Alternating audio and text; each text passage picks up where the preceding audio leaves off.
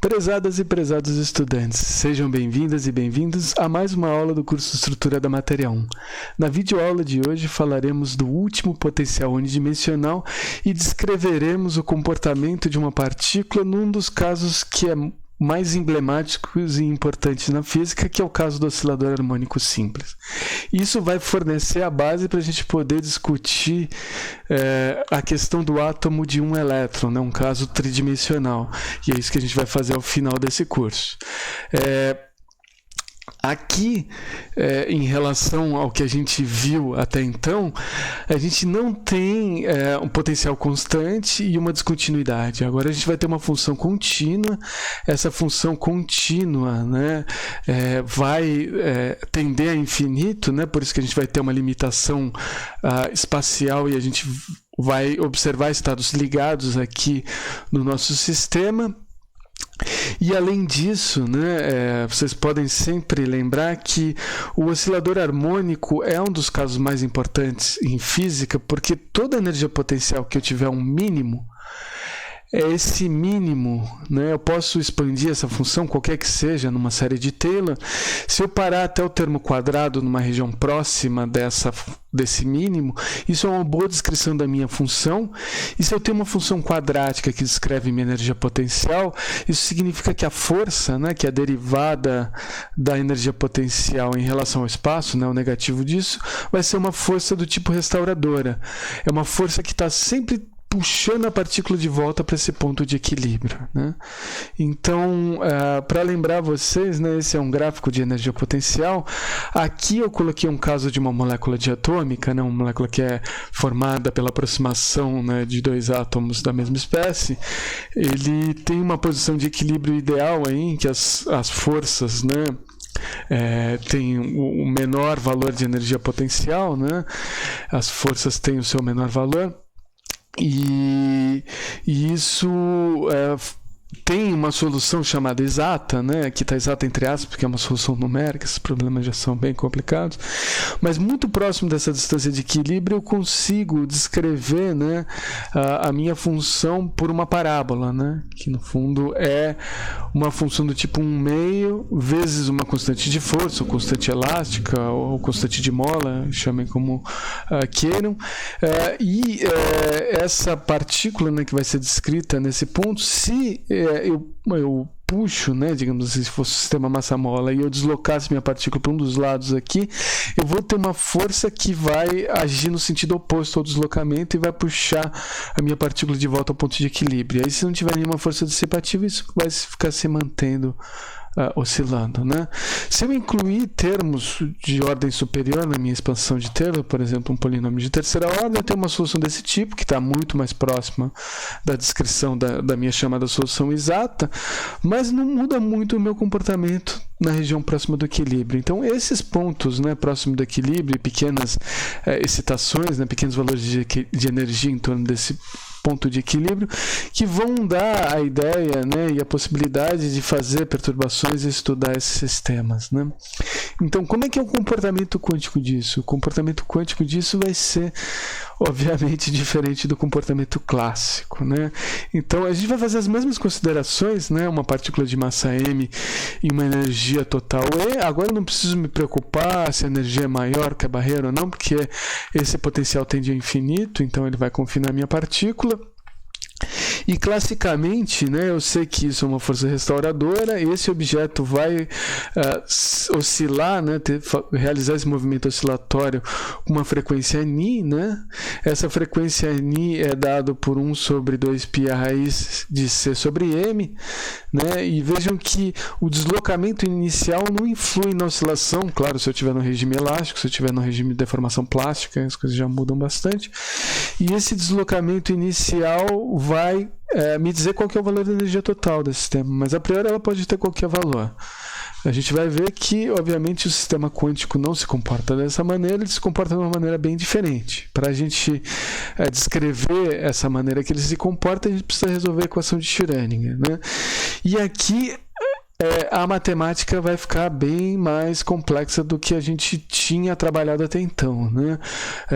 A gente vai escrever essa equação diferencial, a gente vai utilizar os limites assintóticos dela para ver que tipo de comportamento ela tem. A partir daí a gente vai utilizar, né, uma regra, né, um truque matemático. A gente pode multiplicar esse limite assintótico por um polinômio para tentar descrever essa função para qualquer valor da minha variável independente, e a gente vai resolver isso em séries, né? Então esse é o procedimento todo que a gente vai fazer, e agora a gente vai fazendo isso passo a passo, né? Então tá, para fazer isso passo a passo a gente precisa escrever a equação de Schrödinger. Escrever a equação de Schrödinger sempre como eu tenho escrito, né? O termo da derivada de segunda ordem eu deixo ele explícito. Então aquele fator menos h cortado ao quadrado sobre 2m, né, passa multiplicando todos os outros termos. Então fica menos 2m sobre h cortado ao quadrado. O termo energia passou para cá, ficou negativo, com o sinal de menos que vinha, né, do termo que estava multiplicando a derivada de segunda ordem, ficou 2me sobre h cortado ao quadrado, né?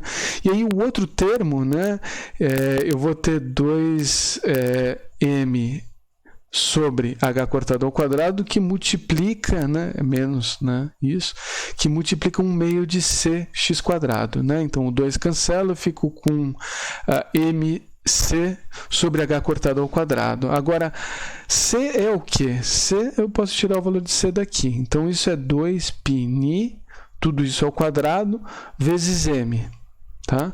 Que com o m que já estava multiplicando aqui, fica tudo ao quadrado. Então eu tenho 2πm sobre h cortado, tudo ao quadrado. Isso multiplica x. Tá? Então eu escrevi dessa forma, porque eu posso definir agora, né, essas novas, esse conjunto, né, de parâmetros, né? Esse valor aqui vai ser o beta, né, 2m sobre h cortado ao quadrado. Esse valor aqui no parênteses vai ser o alfa, tá? 2πm sobre h cortado. E aí eu vou agora escrever a minha equação diferencial, né? Então substituir aqui de uma maneira que eu consiga deixar esse termo explícito, né? Então vou fazer uma mudança de variável aqui e uma mudança de variável que me permite explorar um pouco melhor o limite assintótico, tá bom? A mudança de variável é linear, né? U vai ser igual a raiz de alfa x. Tá? E aí, só lembrando, alfa é a raiz de 2πm sobre h cortado, né? Se eu colocar o valor de ni é 1 sobre 2π raiz de c sobre m, né? Então o 2π está aqui, o raiz de c sobre m virou c sobre m elevado a 1/4, né? Aí vai cancelar 2π com 2π, então vou ter raiz de h cortado, e aqui no numerador eu vou ter m raiz dividido por m a 1/4, isso vai dar cm, tudo elevado a 1/4 no numerador, e aí que multiplica x. Só para lembrar a relação entre as coisas, né? Constante de Planck, massa e constante de força.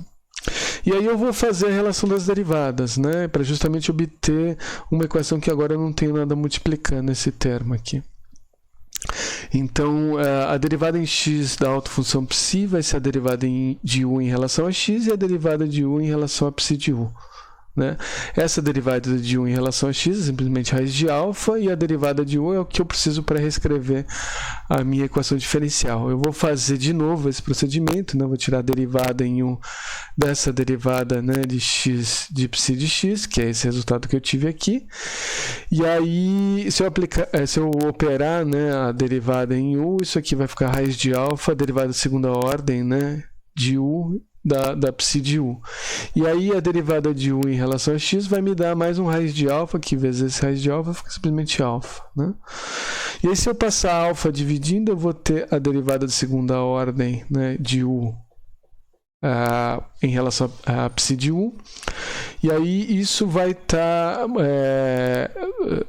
vai ser somado a beta sobre alfa, e aqui eu teria menos alfa x quadrado, né? Porque eu tinha alfa quadrado sobre x quadrado, alfa quadrado vezes x quadrado, dividido por alfa, isso dá simplesmente alfa x quadrado, que é u quadrado. Tá? Então assim eu cheguei nessa equação. E agora eu vou explorar os limites assintóticos, né? E como é que eu vou explorar os limites assintóticos? Trabalhando aquelas condições necessárias da autofunção e sua primeira derivada serem bem comportadas, né? Ou seja, unívocas, contínuas, é uma função, né? Eu estou trabalhando com uma função, né? O potencial é uma função, então isso eu já espero que ocorra. A grande questão é se isso é finito ou não. Tá? E eu vou explorar o limite assintótico em que o módulo de U vai a infinito. Né? Se o módulo de U vai a infinito, né? Beta menos alfa menos U quadrado, vai ser simplesmente aproximadamente menos U quadrado. Se isso é verdade, eu consigo escrever uma equação diferencial sem esse termo, né? Que é a derivada de segunda ordem da autofunção psi menos U quadrado vezes a autofunção psi é igual a zero, né? Isso já dá a ideia de uma exponencial real, né? E só que tem esse termo, né? O quadrado, né? Então esse termo vai aparecer aí, vai ter que aparecer um termo U cada vez que eu faço a derivada disso, né? Claro que é um pouco mais trabalhoso toda essa questão, né? Então, mais um tipo de solução possível disso aqui, né? A solução geral é A vezes a exponencial de menos U quadrado sobre 2 mais B exponencial de mais U quadrado sobre 2. Só que, quando o módulo de U vai infinito, isso aqui vai a zero, né? Então ok, não diverge, mas isso aqui também vai a infinito, isso aqui diverge, então tem que fazer que B seja igual a zero. Então, no limite assintótico eu tenho esse comportamento aqui da minha função. Agora eu quero achar, né, e aqui era o truque matemático que eu falei anteriormente, eu quero achar uma função que descreva todo o meu espaço de U. E isso eu vou fazer multiplicando, né, essa autofunção do limite assintótico por uma função H. Né? E por que eu vou fazer isso? Porque quando eu substituir ela, né, na minha equação diferencial, como esse é um termo A exponencial, a gente vai ver que ele aparece em todos os termos da minha equação diferencial. Ele vai se cancelar e eu vou conseguir encontrar uma equação diferencial para H. E é essa equação diferencial para H que eu vou resolver usando séries de potência. Então tá, vamos fazer a derivada de psi. A derivada de psi vai ser o quê? Eu tenho duas funções multiplicando, então a derivada da primeira, a derivada que é menos 2u sobre 2, né? Então menos u, a vezes a exponencial, né? A derivada do argumento era isso, e aí a exponencial é ela mesma, aí vezes h. A outra derivada é o termo a exponencial, vezes a derivada de h, da função h. Agora eu vou fazer a derivada de segunda ordem, que é o que eu preciso lá. Tá? Então, a derivada de segunda ordem, aqui eu tenho três funções, u, exponencial e h. A derivada de u é simplesmente 1, então vai ser menos a exponencial vezes h. A derivada da exponencial vai aparecer mais um termo menos 1 multiplicando, então menos com menos fica mais, aí fica a u quadrado exponencial vezes a função h. E a derivada de h vai ser simplesmente du h, e aí multiplica todas as outras funções. Então, os três termos que vêm dessa função, agora eu tenho dois termos nessa função. Esses dois termos são a derivada da exponencial, que é menos u a vezes a exponencial vezes a derivada em u de h, que já estava aqui, e o termo agora que eu mantenho essa função, então a exponencial, e eu tenho a derivada de segunda ordem da função h. Aí notem que esse termo aqui é igual a esse termo, eles têm o mesmo sinal, então ele aparece duas vezes. Né? Então esses 5 termos vão virar 4 termos quando eu substituir nessa equação diferencial, que é o que está acontecendo aqui, só que eu explicitei a vezes a exponencial. Tá? Então eu tenho menos h mais u quadrado h, menos 2 vezes u a derivada de u de h, e mais a derivada de segunda ordem de h. E aí do outro lado, né, que eu tinha beta sobre alfa menos 1 vezes a psi é simplesmente a exponencial vezes h, né, e então beta sobre alfa aqui, menos 1 aqui, e aí, em todos os termos eu tenho a vezes a exponencial. Eu posso cancelar elas e eu chego no que eu tinha dito para vocês, que é uma equação diferencial em relação ao polinômio h. Né? Então, a derivada de segunda ordem está aqui, a derivada de primeira ordem está aqui. Aqui eu tenho um termo u quadrado h positivo e aqui eu tenho um termo menos u quadrado h negativo. Então, eles se cancelam, sobra o quê? Sobra beta sobre alfa, que multiplica HU, e menos 1. Né? Esse termo. Então, essa é a equação diferencial que agora eu vou ter que olhar a solução em séries dela. Né? E como é que a gente faz isso? Eu suponho que esse polinômio seja descrito por uma série de potências, né? Pode ir de 0 a infinito a priori. Então, ele vai ter sempre um coeficiente, né? AL, e o L vai ser o expoente. Então, A0 vezes U elevado a 0, que é simplesmente A0, mais AU, U elevado à primeira, né? Que é simplesmente U, mais A2, U elevado ao quadrado, mais A3, U elevado ao cubo, e assim sucessivamente. E aí, fazer a derivada desse polinômio, né? É simplesmente aplicar a regra do tombo, né? A regra do tombo diz que o expoente aparece multiplicando e ele diminui em uma unidade, né? Então, como o expoente era 0 do primeiro termo, né? Esse termo fica... o termo em A0, né, dá 0. Então, o primeiro termo que eu tenho aqui é A1. Aí depois eu tenho 2A2U, 3A3U quadrado e assim sucessivamente, tá? E aí eu posso fazer a derivada de segunda ordem disso, que é novamente aplicando a regra do tombo. Aparece o termo L-1 e agora o expoente está em L-2. Tá? E aí isso aqui vai ser igual ao quê? Vai ser igual a 2, né, vezes 1. Né? Então tinha já o 2 aqui, aí o vezes 1 que apareceu dessa regra do tombo a 2. Eu tinha o 3 aqui, apareceu o 2 que multiplica 3 vezes 1, né?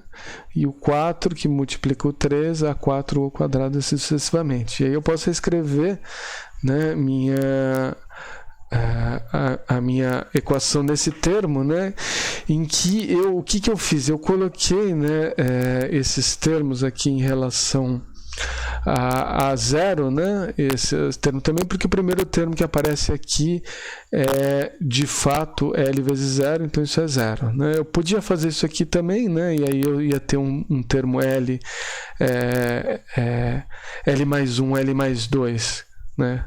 E aí aqui seria L mais 2, mas isso vai aparecer agora na relação de recorrência que eu vou determinar. Porque agora eu tenho uma função, que é um polinômio, e eu preciso potência a potência fazer com que isso seja igual a zero. Então, se a gente tem, né, o termo o igual a zero, a gente vai achar que 2 vezes 1 vai ter o termo A2, né? E aí a gente tem... todos os outros termos aparecendo, e aqui apareceu zero explicitamente só para mostrar a recorrência, né? A recorrência aqui eu tenho sempre o L mais 2, L mais 1 que eu mencionei, aqui eu tenho beta sobre alfa menos 1 sempre, e aqui eu tenho 2 vezes o L. Né?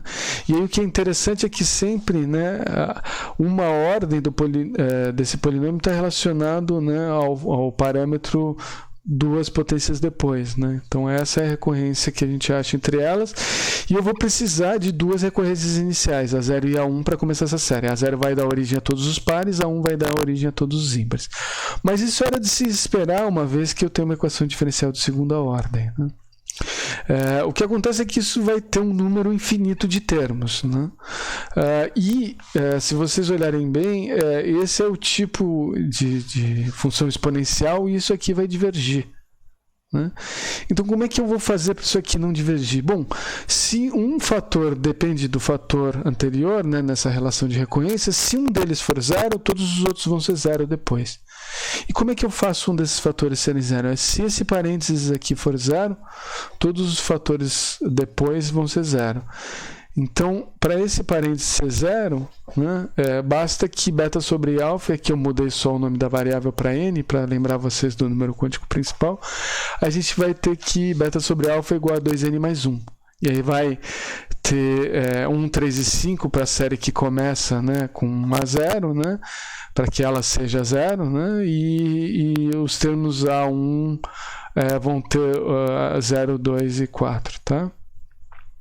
Então, é basicamente isso que vai acontecer. A gente vai truncar essa série. Então, se eu reescrever beta sobre alfa, né?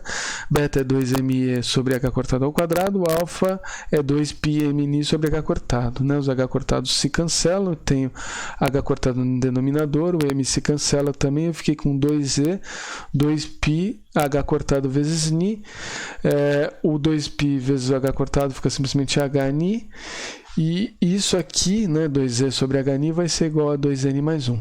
Então, se eu passo 2 dividindo, né, eu vou ter n mais meio, e se eu passo h multiplicando, eu tenho que e de n é N mais meio HNI. E aí isso vale para todos os números. Tá? E aí a gente vê que aquela quantização que o Planck propôs, na verdade ela está incorreta, porque falta o termo da energia de ponto zero, né? Falta o termo 1 meio, né? Um termo 1 meio que vai ser responsável pela energia de ponto zero.